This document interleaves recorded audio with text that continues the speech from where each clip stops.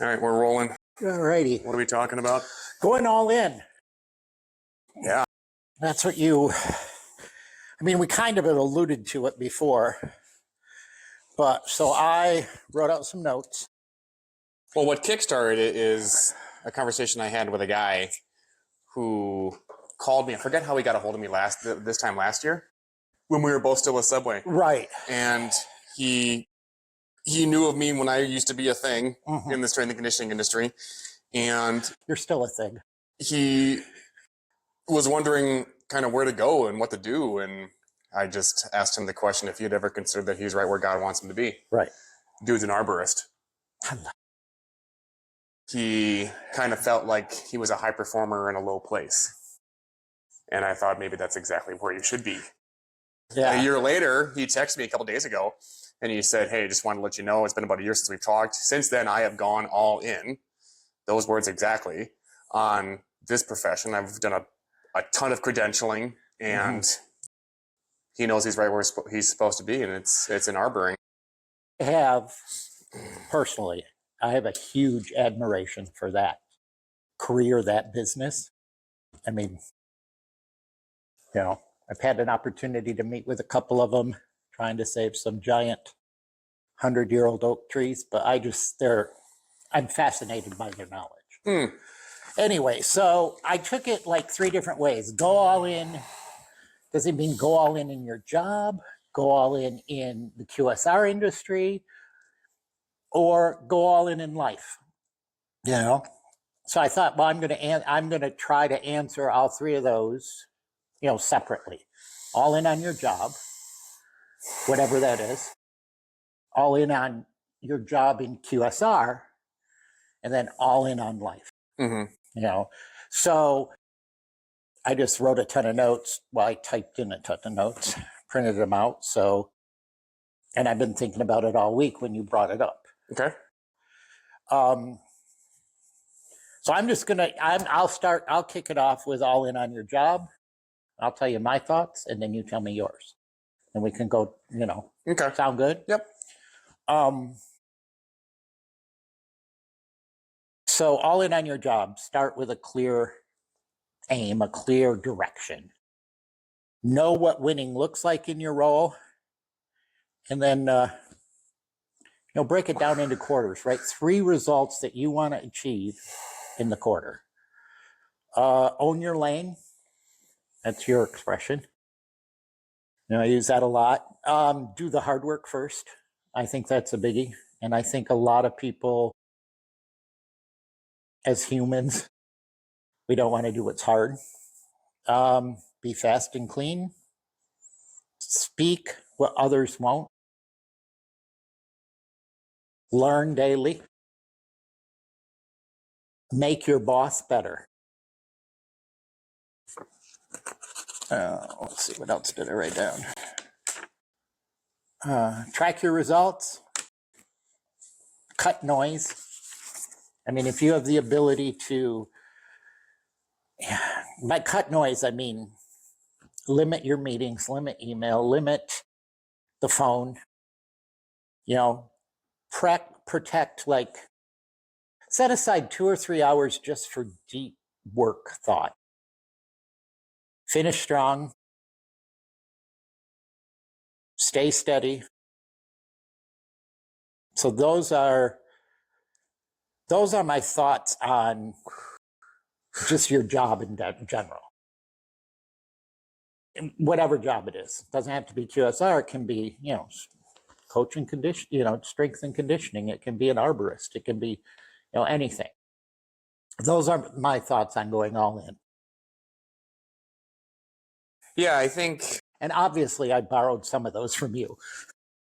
Based on the steps in the book, go all in is the second step to go from self-sabotage to self-mastery. And they're really guiding principles for me. Put God first, go all in, and then run your race. And how I define it in the book, it's funny, I've never actually read the book. But See this? Yeah. And one audio, so 4 times. The interesting thing about it is that what I do remember writing it is I talk about going all in on your gift. and your gift could be in alignment with your job. I don't think that it necessarily means to go all in on it. Now, like I said, those things can dovetail, your job and your gift. Because for me, whenever I find myself starting to stray from the way, I always check myself, okay, have I put God first? Okay, yep.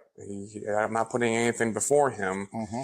But then I have to ask myself and sometimes interrogate myself, all right, am I not currently going all in on where he wants me to be? And for whatever reason, he put me in the QSR industry. And I'm thankful for it. I think I can make a dent. And whenever things start to stall, or perhaps I'm stuck in a way, I always have to ask myself if I'm truly all in right now, or do I have one foot in QSR and another foot in football and another foot in writing and all of these things. Now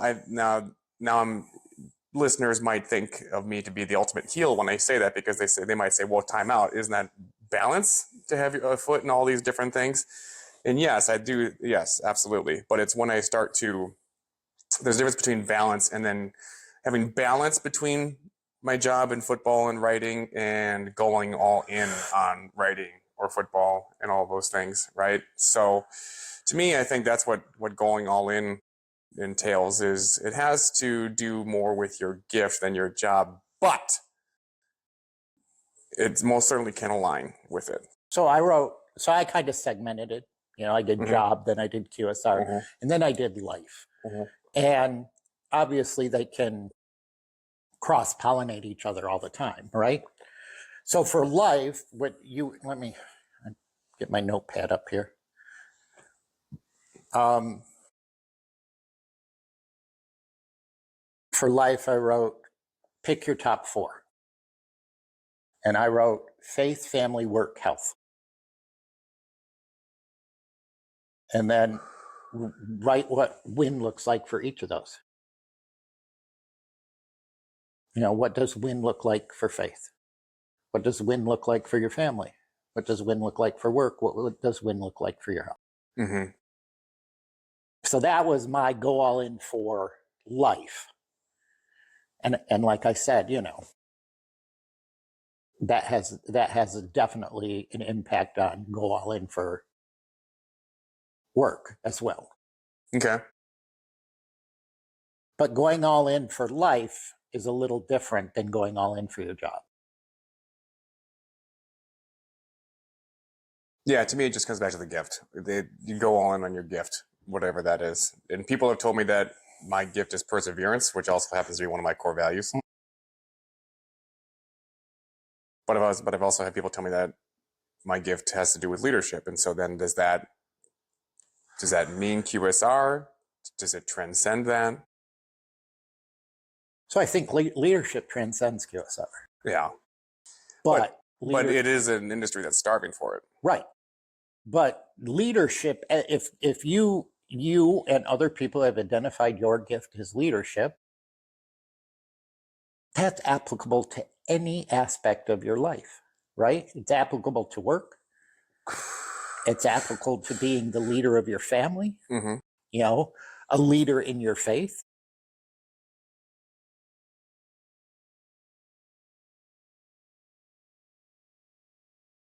Right? So what does go all in mean?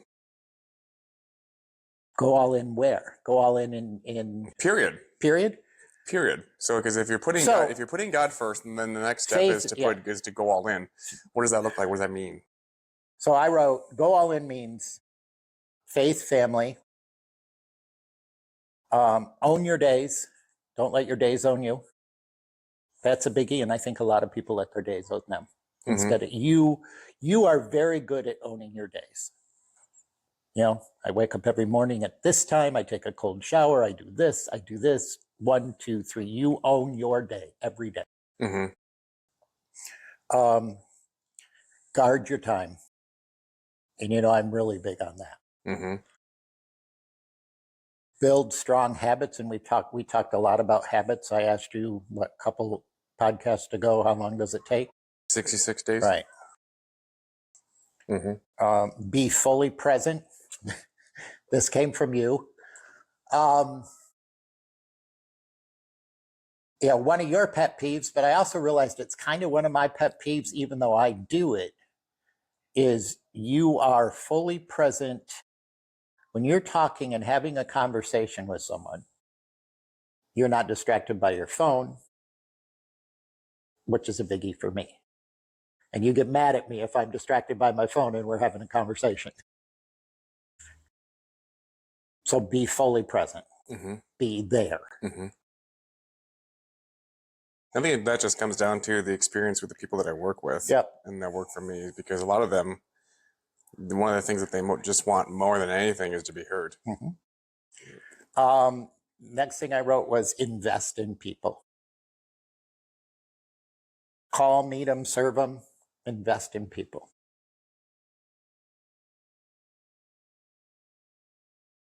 Take smart risks. Act when you have 70% of the facts. I think a lot of people get paralyzed and they wait until they have 100% of the information before they want to act, and no one will ever have 100% of the information. Yeah, I'm very much more of a shoot, ready, aim type guy. Face hard things. Serve others. Rest on purpose and stay grounded.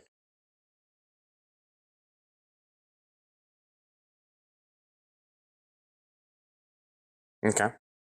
That's my feeling on going all in on life. So expand and expound on those. You got to have core values. And, I told you what mine were: faith, family, core values. Nothing can interfere with my core values. There are times where I have to have balance. And so there may be a time where. But I'm not going to interrupt you, because I want to talk to you more about the piece where you said going all in on your job. And I'm talking about going all in on the gift. How does somebody like myself, my particular situation right here and right now, go all in? Do I need to go all in? Does going all in mean going all in, like pushing my chips into the middle of the table on this job that I have with the company that I work for right now? Or does it mean to go full bore on my gifts and then see wherever that lands me? So your gift is leadership. I think one of your identified gifts. Not only you've identified it, but others have identified it too. Yes. I mean, if we want to speak Christianese, you have been prophesized over that you have the gift of leadership. No? So, well, let's just tell that story for the leaders that don't, the listeners that don't know what we're talking about. Before my wife and I went through one of the hardest times of our lives, this was May 21st of 2023. We were at a church and they had a guest speaker. Her name was Lapita. And at the end of the service, she kind of looks over at us, putting a shield above her brow and squinting our way. It was a woman, and so when she started to approach us, my wife's sitting next to me. I thought that she was going to talk to my wife. Like, hey, get ready. And all of a sudden, she's standing over us, and she says, "I'm sorry, but when I looked over at you, there was a bright light coming off of you. And may I pray over you?" Like, okay. And so we did that, and she just said, "You are a leader. God's got something big planned for you. I don't know what it is, but it's something big." That's what we're talking about when David said, "I've been prophesied over as a leader," and I certainly was not one back then. So, and you didn't think of yourself as a leader? No, I thought of myself more as a performer. Right. I could perform, but I can do both now, and I think I'm a higher performer because of my leadership ability now. But you, ever since then, you have studied leadership. either actively or passively, you study leadership. Yeah. So if that's your gift, it's applicable in QSR, it's applicable in life, it's applicable in any job. Mm-hmm. So go all in on leadership. Yeah. And the vehicle right now for going all in on leadership is QSR. Mm-hmm. So by osmosis, I'm going to go all in on QSR. I am going to learn everything I can about QSR. So let's just play the devil's advocate. Let's take Sure. it one step closer for somebody who might be listening. Mm-hmm. Let's say somebody's in fast food, and they work for a Papa John's franchisee. Sure. And they might be saying, okay, so what exactly are you saying? Are you saying to go all in on QSR in terms of, does that mean that if an opportunity comes my way, that I go work for Domino's instead? Or are you saying that I drill down and dig my heels in at this Papa John's franchisee? Like, what exactly are we saying? So I'm saying that if you're going in on QSR, mm-hmm. I'm not saying go all in on Papa John's. I'm saying go all in on QSR. Mm-hmm. Right? Yeah. So I'm going all in on QSR. So I'm right now placed at Papa John's. So I'm going to learn everything I can learn about Papa John's. Yeah. But I'm not eliminating other QSR restaurants. Mm-hmm. So I'm going all in on Papa John's. I'm going to know my numbers. I'm going to show up. I'm going to, let's see, what else did I write? Well, I kind of wrote it from a QSR executive, so I'll try to bring it down. But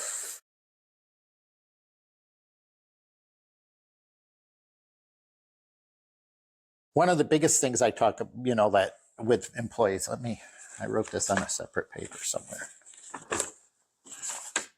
So quit disparaging.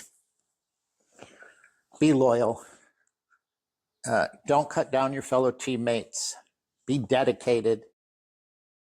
Just common sense, golden rule stuff, mm-hmm. right? Mm-hmm. But you're going all in on QSR. So if, especially now, lateral moves or moves to advance yourself happen across brands. So I'm going all in on QSR. Mm-hmm. Right now I'm at Papa John's. There is an opportunity for me to make a career advancing move at another brand. Investigate it, learn about it. Is this brand a good fit for me? Am I a good fit for the brand? And then make that career advancing move. Right. You're still going all in on QSR. Mm-hmm. And then I'm an anomaly in the QSR industry. I have hospitality, but in the QSR industry, I have one brand. Well, when I was in high school, I had another brand. Mm-hmm. But that's an anomaly in the QSR industry. If you look at, we know some successful people in the QSR brand who are, vice presidents of operation, in a brand, chief executive officers, those kind of things. And if you look at their resume, it's, Mm-hmm. that was their ladder. Mm-hmm. They didn't do a vertical ladder. They did, this kind of thing. And we know some very successful people like that. Mm-hmm. And I think nowadays that's probably the bigger way to advance your career, go all in QSR. Yeah. So don't be afraid of making career advancing moves. But would that go against one of the things you wrote down about loyalty? No. I'm loyal where I'm placed. Mm-hmm. I am loyal where I am placed. I'm loyal to my direct reports. I'm loyal to the people that report to me. But I want to go all in on QSR. Mm-hmm.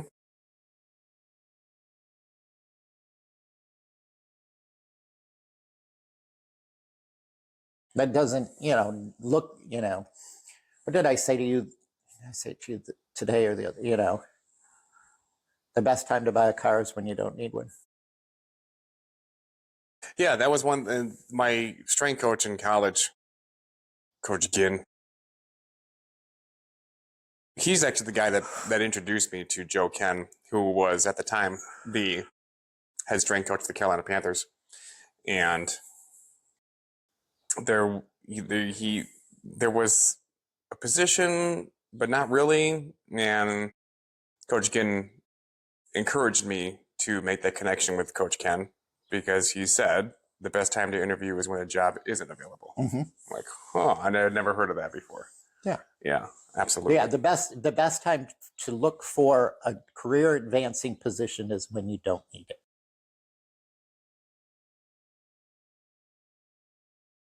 Yeah, but if you look at, I think people sometimes feel, like you said, am I not being loyal if I'm looking for something else? You're still loyal to that position. You're going to give your 150% to that job while you're there.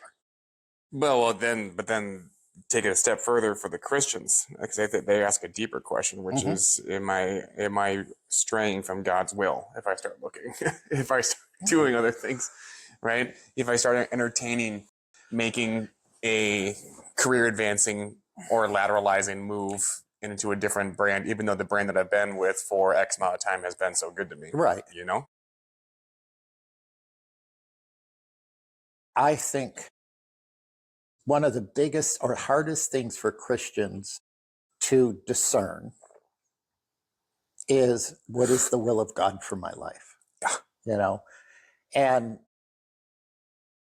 I just got done hearing someone preach on it. And how do I know that I'm in God's will for my life? And he used the acronym GOSPEL, and I can't remember what each letter stands for, but, one, am I in the gospel? That's the G. O, what are others, especially Christians, but others telling me or saying to me? God may use other people to tell you his will. Yeah, that's Amos 3:7. Right. Straight up. Yeah. Yep. P, I can't remember what the P was. I should go back. E, experience. Your experience, the experience that you've gotten can help you. Mm-hmm. And L is, with all you do, be done in love.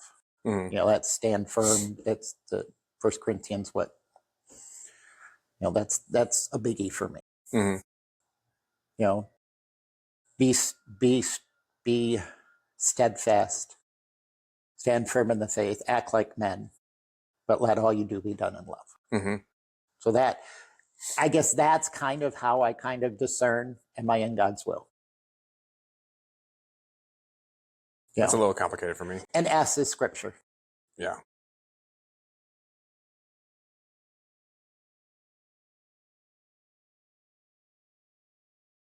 It should be simpler than P is prayer. P is prayer. It should be simpler than what we're making it, I feel like.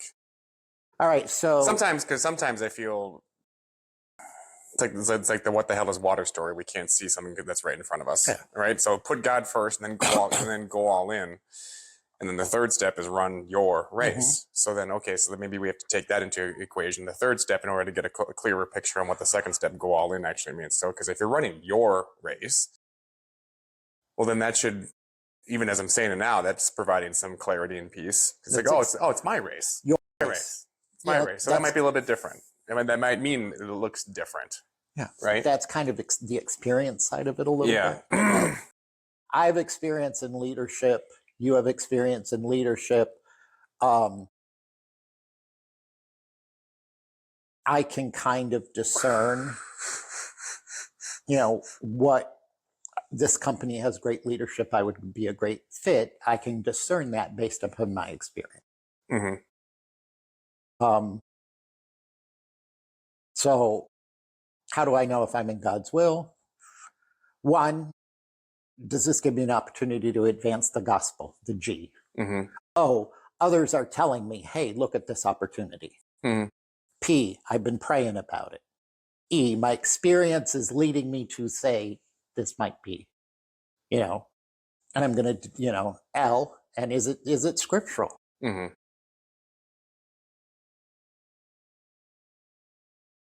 Scriptural how? I mean, there are a lot of things in scripture that's like,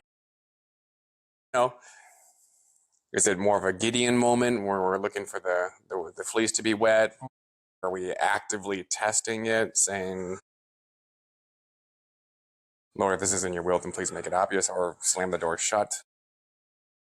You don't think you've ever had opportunities that you thought you were in God's will and all of a sudden the door got slammed shut? Oh, yeah? Yeah. When I worked for you. Yeah. Mm-hmm. When I worked for David, there was an opportunity to go to a Christian financial firm, and I don't have anything on as far as a background check goes for criminal behavior at all. Nothing. You're clean. We got down to the 1 yard line, and I had actually told David, "Hey, this is my 2 weeks. I'm going to this Christian financial firm to get back into an industry that I have some experience in." And at the last hour,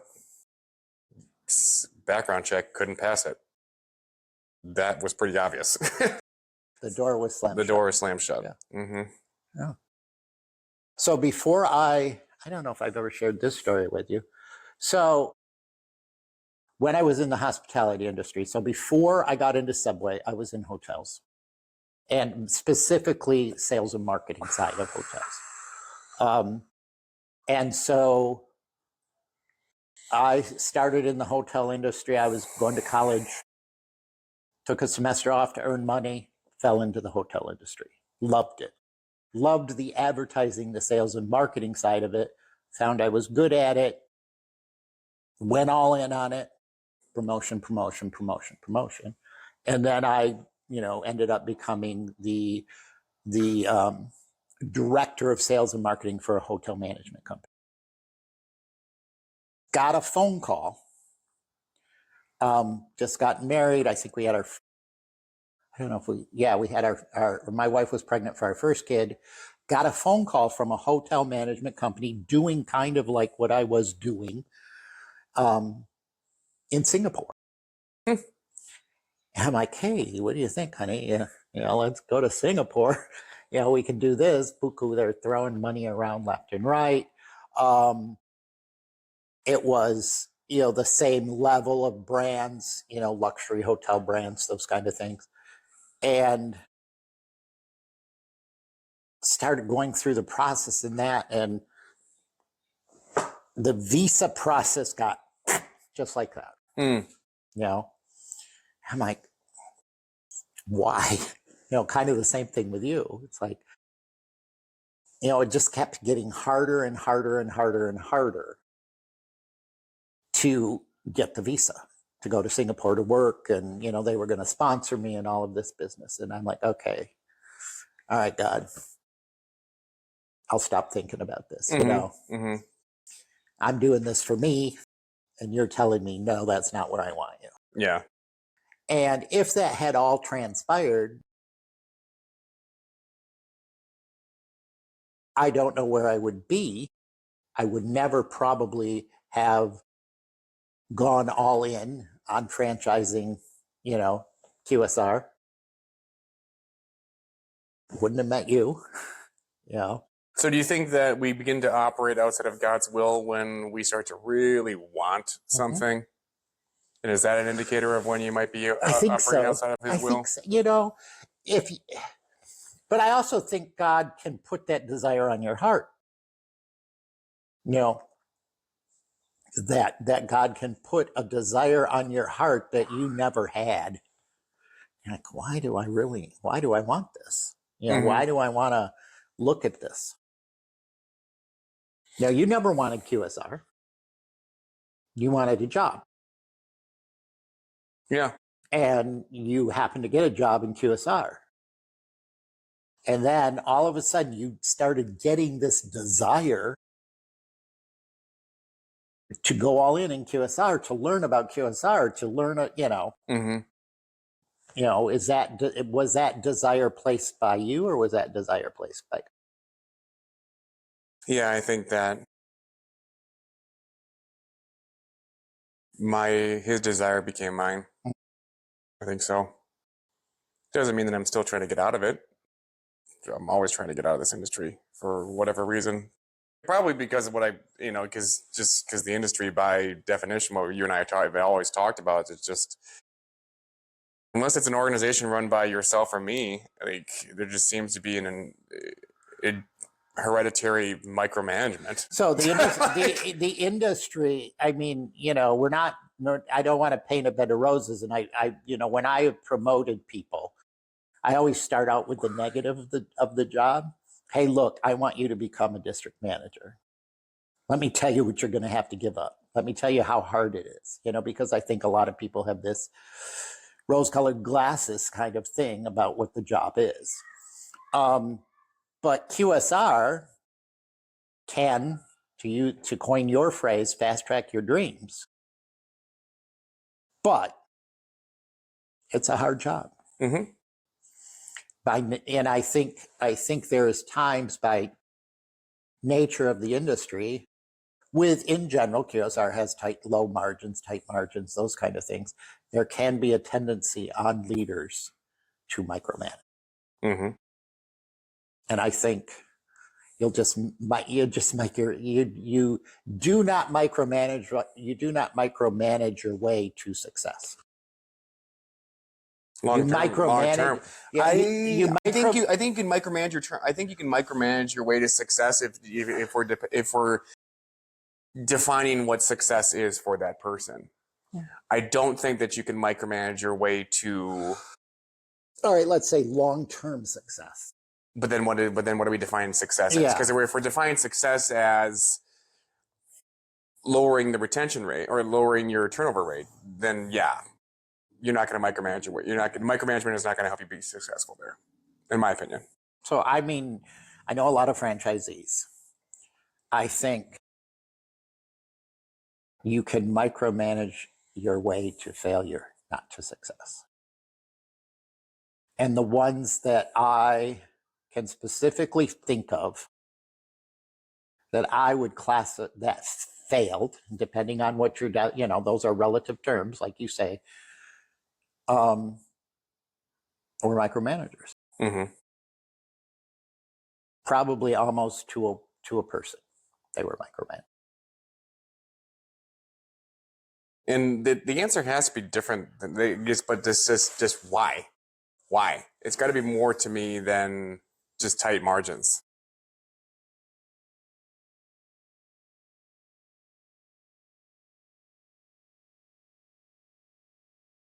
Right? There is definitely that trust factor. We talked about this in the past before, that, I use it going from the entrepreneur to the executive.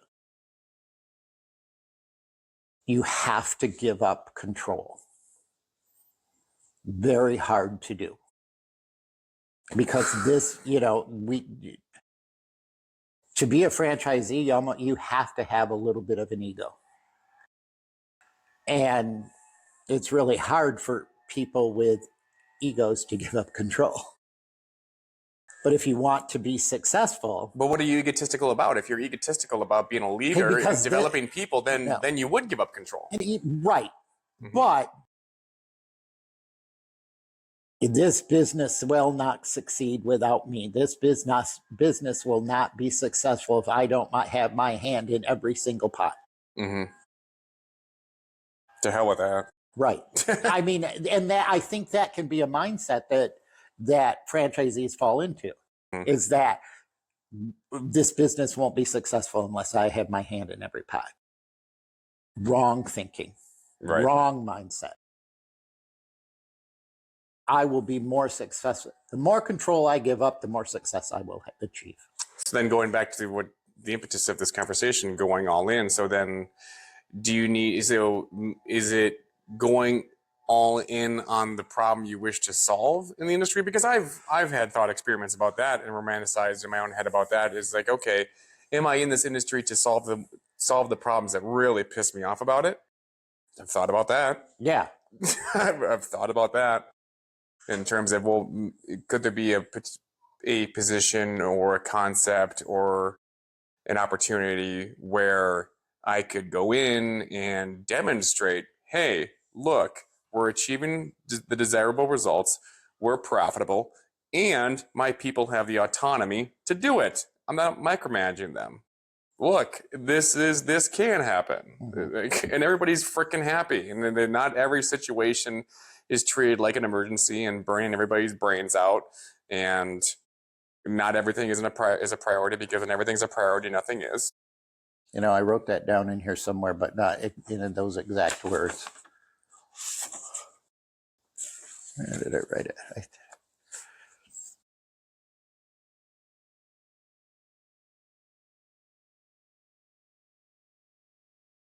I wrote, fix one problem or fix one store at a time. Don't chase all the fires. No, yeah, you can't go full speed in every direction. Yeah. Don't chase all the fires. I'm a sprinter. I'm going to go extremely fast in one direction. I'm going to reset my starting blocks, take some time, set up, do it again in another direction. Right. Or in a different lane. You know, I also wrote speed wins. That's for Hunter. In the QSR industry, speed wins. Speed wins. But know that there is a good enough factor with it. You can achieve great service to the customer with speed in 3 minutes and 45 seconds, according to Taco Bell. What would equate to Taco Bell 5-star speed. In order to run sub 3 minutes or sub 2 minutes for the busiest day parts, that's going to require a lot harder work and a lot more labor dollars, so you can achieve that speed. So, and you're also going to give something. You're going to sacrifice something. Said another way, you can probably study for 45 minutes to get a 90% on a test, but you probably have to study at least 2 to 3 hours to get 100%. A 90 and 100, it's an A either way.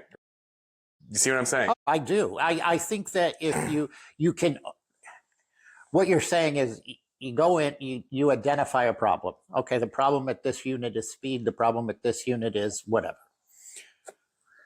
But you can come so hyper-focused on the problem, let's say it's speed, that then you sacrifice customer service, you sacrifice the food, the quality of the product. The quality of the product. You sacrifice employee retention. You sacrifice yeah. Yeah, you sacrifice a lot of things. Goodwill.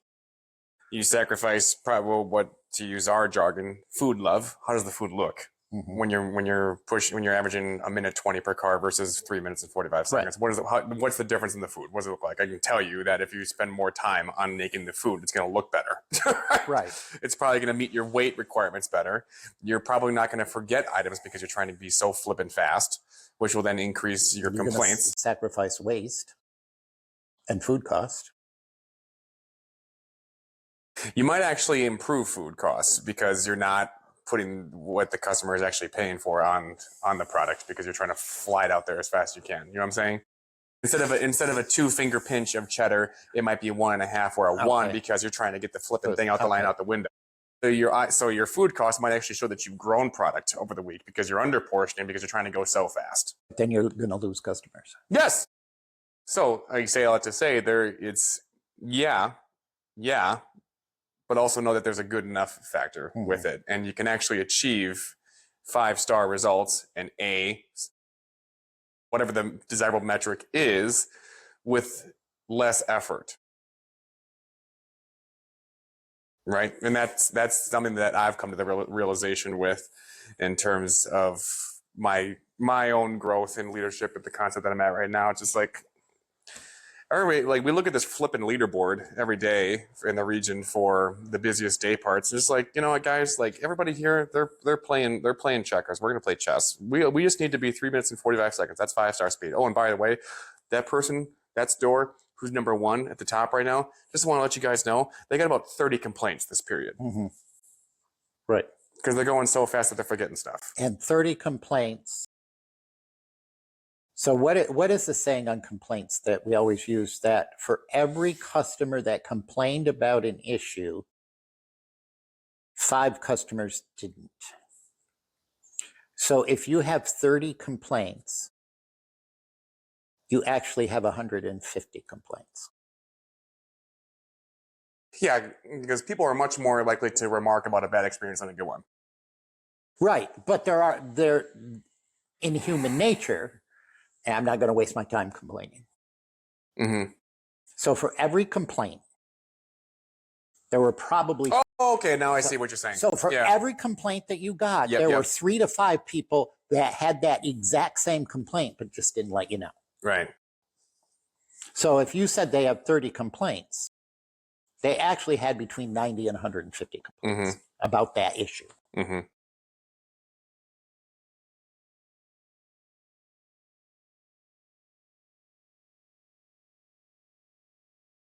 And since since my one store in particular has adopted that good enough factor, our complaints 3 to 4 a week, and that's 5-star because you can't have more than 6 per every 1,000 transactions. We have 400 transactions a day. And you can't have how many? You can't have more than 6 for 1,000. And we're having 3 to 4 for a week, and we're doing 400 transactions a day. 3 days, yeah. I mean, can't have more than 6 per every 1,000. And we're doing less than that in a week, which is what, 3,500 transactions, right? So I don't know how we got on this, but there's a good enough factor to it. You don't have to work. You don't have to work as hard for an A as you would for you. But yeah, we talked about speed, and that speed. If you hyper focus on it, you're going to lose customers because a 1 minute, 2 minute sandwich is a lot uglier than a 3 minute and 45 second sandwich. Yeah. Right. Yep. Quickie fast is cool, but as long as my food tastes good still. Right. As long as it looks good, as long as it makes weight, as long as you're giving me what I pay for. Right. And the same thing with customer service too. If I'm trying to hit freaky fast speed, I'm not having that. I'm not following the script. No, I'm not. I'm not asking the 4 questions. Yeah. I'm not following the script. I'm not providing good customer service. Yep. What else? What does go all in on life look like for Hunter? Not on career, not on job, not on... What does go all in on life look like?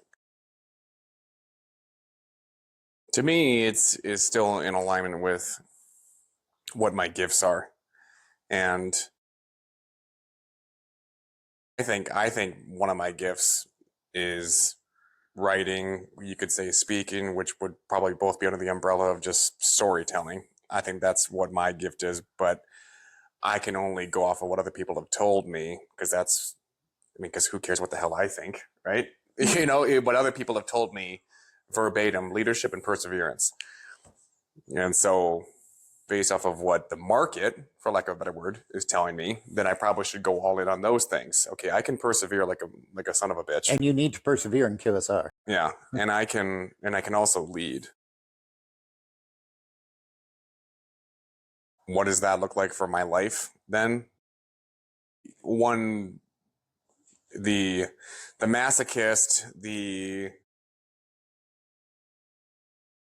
dying every day and picking up my cross Christian in me would say, well, then you probably should just stay where you are and persevere. The person who wants to make a dent in the universe side of me is thinking, well, you have a unique set of skills. Maybe you're not in the right seat yet. Maybe there is an advancement move you could make into a different concept or a different brand. One of my my boss's boss and I, we were talking about this at a fundraising dinner that we were at the other night. Because I was talking about you, and I said, my old boss and I, we saw we saw what Burger King is doing. It's like, dude, this is a brand that we should probably get in on. Like, they're doing some cool things. And she said to me, she's like, yeah, I mean, I've thought about going to a brand like Wendy's and turning it around, right? And so I don't know, for my boss's boss to say that to me, then I feel less guilty about, well, I mean, to have those Burger King conversations or other things. No, the best time to buy a car is when you don't need it.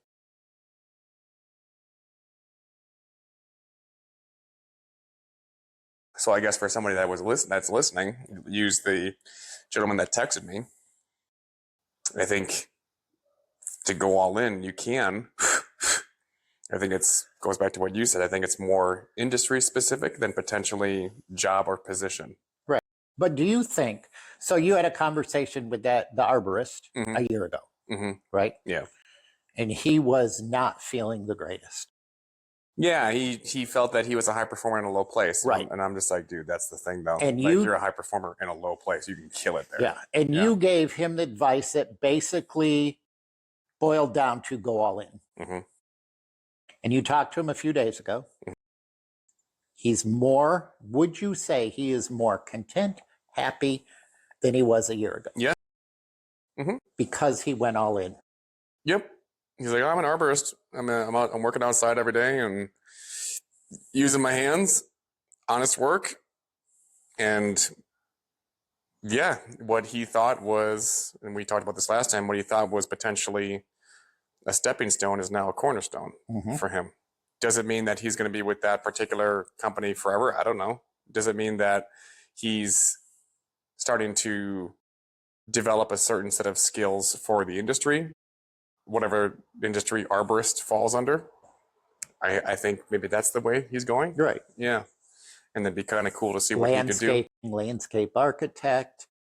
Yeah, hardscaping. I mean, there's so much that can branch off of that. That's phenomenal. Yeah. And I don't think it's a coincidence that this dude was also a bit of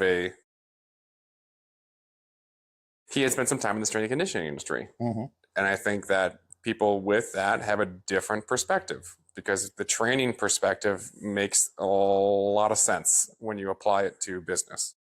I think one of the things, and I've never been in the strength, that industry. But I think one of the things that, and correct me if I'm wrong, that you can learn is that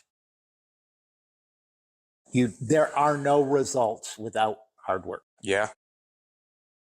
And I think a lot of people, especially, and we've talked about this before, this instantaneous gratification.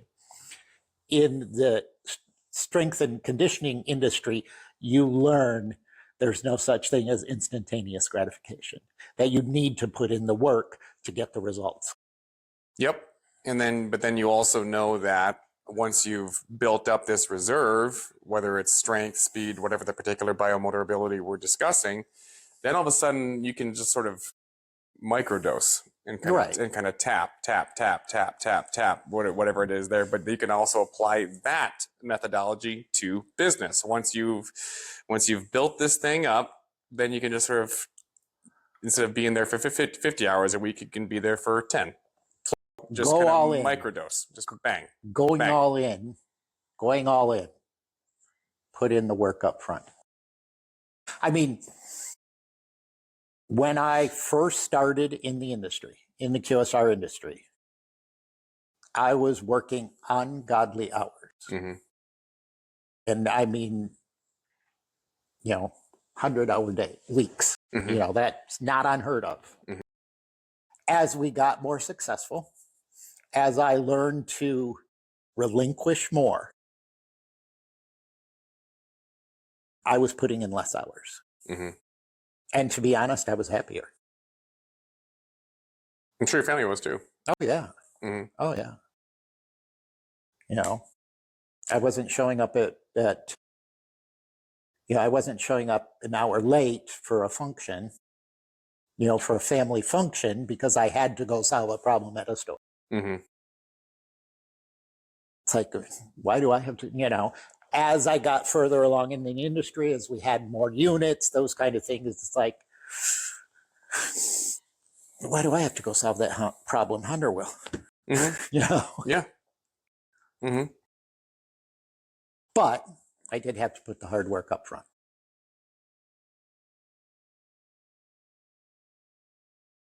So then where does that leave us in terms of going all in? I mean, I don't know if there's a magic step 1, 2, 3, 4, 5. Mm-hmm. But going all in, you're definitely going to have to put some hard work up front.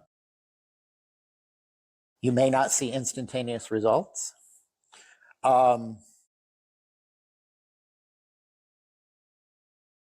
Make sure you say the umbrella thing, I say vertical alignment. Make sure you've got your priorities in order. Faith, mm-hmm. family. Mm-hmm. What else do you want to add to that?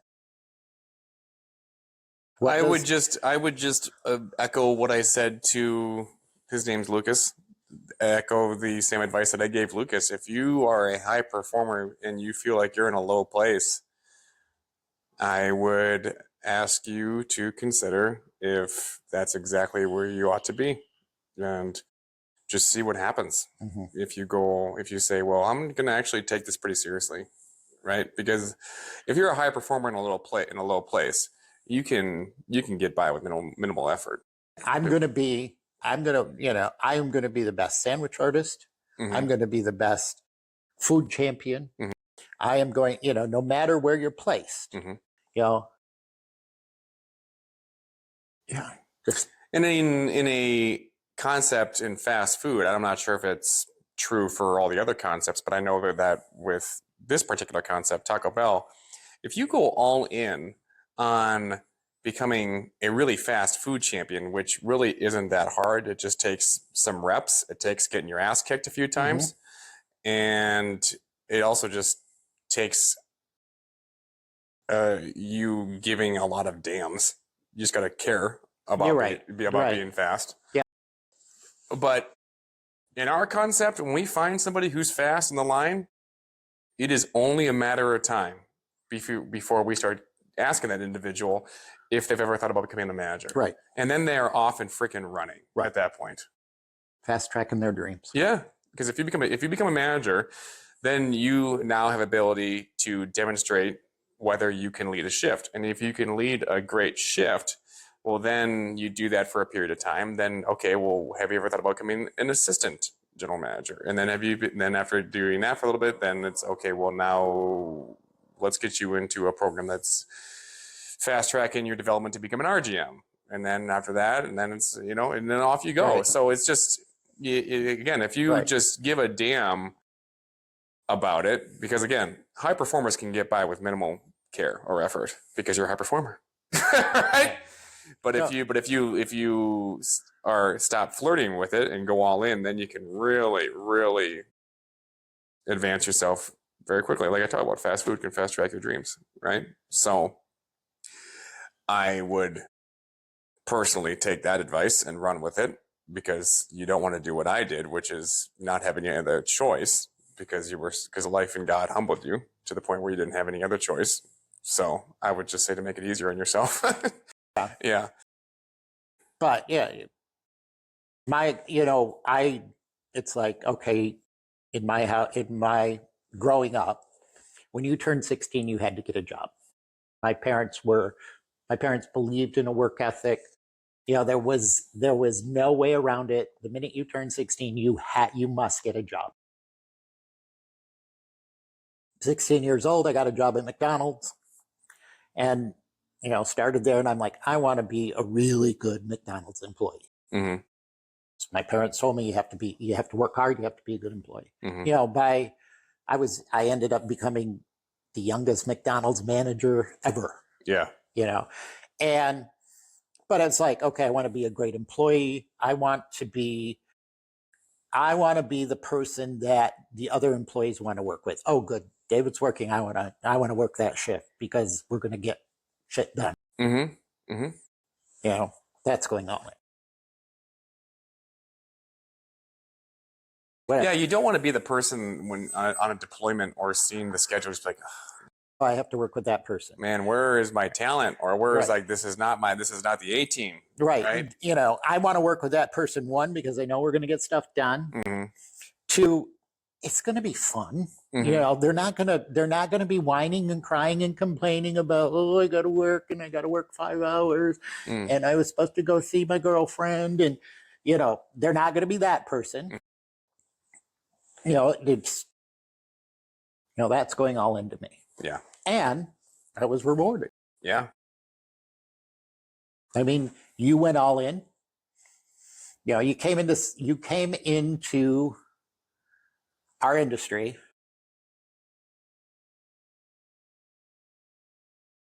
circumstances that you didn't, you know, it's like, you know, I don't want to do this, but I have to do this. Right? But you came in, you went all in. And within how many months did you get a promotion?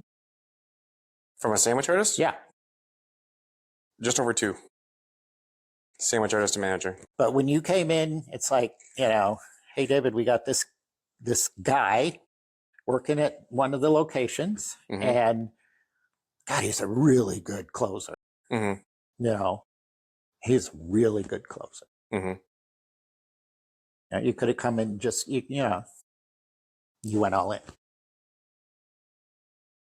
And then from there, you know, then you became an MUM, and then, you know, a DM, and, you know, MUM, multi-unit manager, DM, district manager. Yeah. And because you went all in.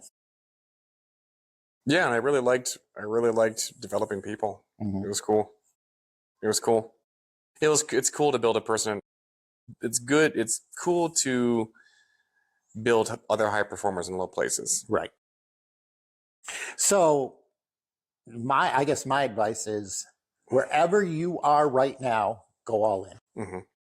You will find, you know, going all in may mean you're going to put in some work in the beginning, but you will find that after a while, and probably sooner than you think, you're going to have a sense of contentment. Yeah. Getting better at something feels good. Right. It's called dopamine. Right. I mean, yeah. I mean, so if you go all in, you are going to experience contentment. So I think that's it. 5-star reviews only. That's David Taylor. Yeah. Follow him on LinkedIn. Share it around. I'm probably most active on LinkedIn and Facebook. And buy the book, The Way Out of Self-Sabotage into Self-Mastery. That's available at huntercharneski.com, as well as Amazon, depending where you live, Barnes & Noble. Is that it? Yeah. All righty.